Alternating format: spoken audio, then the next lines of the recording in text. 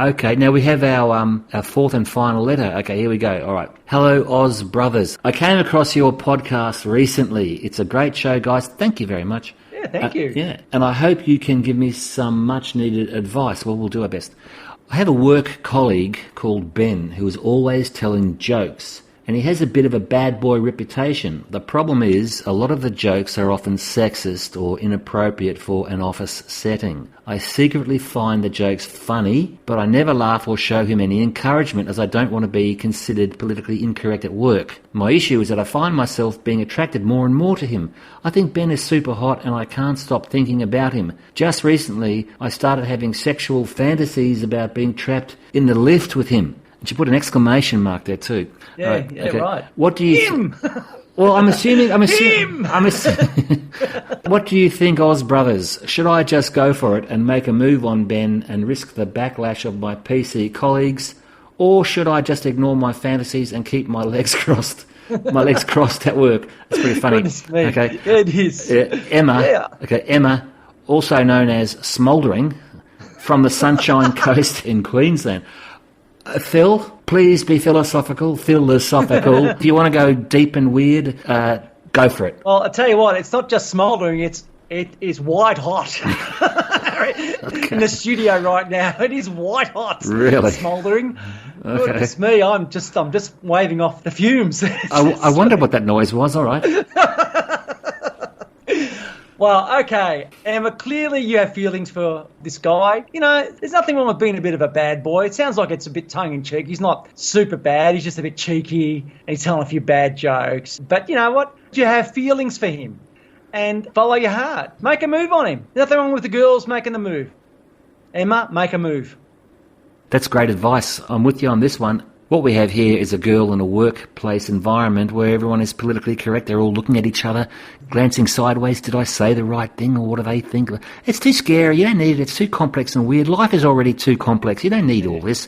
Plough on ahead. Okay, as long as this guy isn't a bra strap snapping, bum slapping buffoon. Yeah, absolutely. And he's good point. Yeah, and if you've got a bit of a slack jaw on him, so what? Who cares? Maybe we need more Bens in the world to get rid of this politically correct nonsense, which is just making us all smaller than what we once were. You know, we've just been sort of like sheep wrangled in the one box, and we've all got to just live together in a small, tiny world. I don't like this kind of thinking. It's dangerous. So if there's anything that you can do to show support for this guy who's kicking against this thinking, then I reckon go for it. And you know what's going to happen? Secretly, you're going to have your workmates going, oh, geez, I wish I was more like Emma. She's pretty brave. Maybe I'll be a bit more like her and loosen up a bit, you know? Yeah. And those that don't, okay, that's the filtering device. The rubbish has taken itself out. I'm with Phil. I believe he's right. I trust him.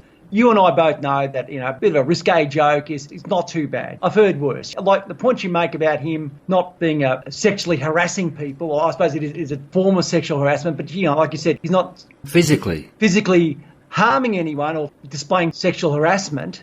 Well, he's not doing that. I reckon if you're telling a few jokes, it's small potatoes. Small potatoes? We're talking about pommes the size of ball bearings. Pommes. What's a pomme? It's a potato. Oh, really? Oh, it's a kind of a processed potato. It's a French deep-fried thing. Yeah. Oh, right, yum. Deep-fried. Well, it's just that I like the word pommesette, and I've been waiting about 15 years to squeeze it into a conversation. You wanted to say pommesette on a podcast. Yeah. This is like 30 years ago. I've been hanging on to that word, mate. I think pommesette. Is this the day? Was it worth it? I'm going to sleep well tonight. Knowing that you've said pommesette on a podcast. It's been released. I'll say one more thing to Emma, if I may, and that is, like she says here, just recently I started having sexual fantasies about being trapped in the lift with him. Okay, it's fine having sexual fantasies. You can go anywhere you want. That's the beauty of it. But fine. Just keep it in your skull as compared to a lift, because in your skull there are no workplace cameras. Very good point. Okay. You know what? We won't say any more on the issue. We hope that you're listening. It's actually a bit of a fun letter, actually, isn't it? Yeah, I like it. It's good. Made me smile. A bit of fun. Actually, it's a good choice to finish the show because I think that just to lighten things up, it's great. Yeah, I love that sort of stuff. Good luck, Emma, and follow your heart. That's probably the most important thing. write back if you've got any, well, follow-ups, you know. Yeah, I think she just follows her heart. And it sounds like he's a fun guy and you want to be around fun people. And I reckon it's small potatoes. Like you said, the pun was there. It's a small thing. You know, just follow your heart. We hope we've helped. What do you think, Max? You think we've helped? Yes, and I particularly love the way you get weird and deep. Maybe do it again next week. Maybe all the weirdness is just out of me now and it won't be weird again. Maybe I've just reached my peak of weirdness and that's it. That was a great show, great letters. What do you think, Maxie? I loved hearing what everyone had to say. I hope that we may have helped somehow. Yeah, I hope so too. Well, that just about sums it up for the show today. Before we go, we give hope to our listeners and contributors that your week is great and you work through your difficulties to create joy in your life. Again, remember to like and subscribe wherever you get your podcasts. And finally, whoever you are, wherever you are, be kind to others, but particularly be kind to yourself. Signing off, we're the Oz Brothers. Bye, Max. See you later, mate. Bye.